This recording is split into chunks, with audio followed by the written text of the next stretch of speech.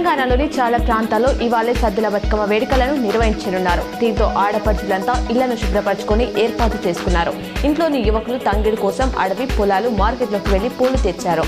తంగేడు, గునుగు, గుమ్మడి, బంతి, చామంతి, సీతమ్మచెడ, బీర, రుద్రాక్ష పూలతో బతుకమ్మను తయారు చేస్తారు.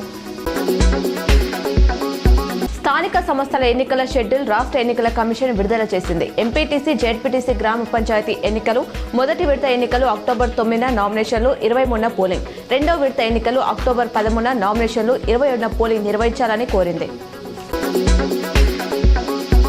జాతీయ పసుపు బోర్డు చైర్మన్ పల్లె గంగారెడ్డి జన్మదినం సందర్భంగా అపురూప వెంకటేశ్వర ఆలయంలో బీజేపీ నాయకులు ప్రత్యేక పూజలు చేశారు.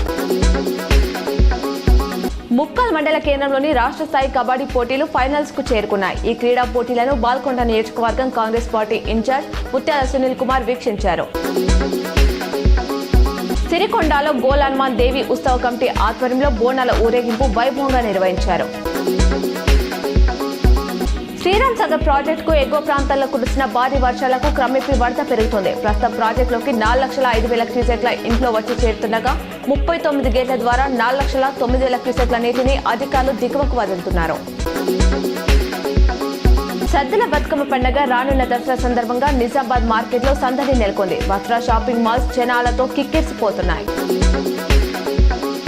వేల్పూర్ బీసీ కాలనీలో దేవి ఉత్సవ కమిటీ ఆధ్వర్యంలో నవరాత్రి ఉత్సవాలు భక్తి శ్రద్ధలతో నిర్వహిస్తున్నారు. ఈ సందర్భంగా కుంకుమార్చన కార్యక్రమాన్ని నిర్వహించారు.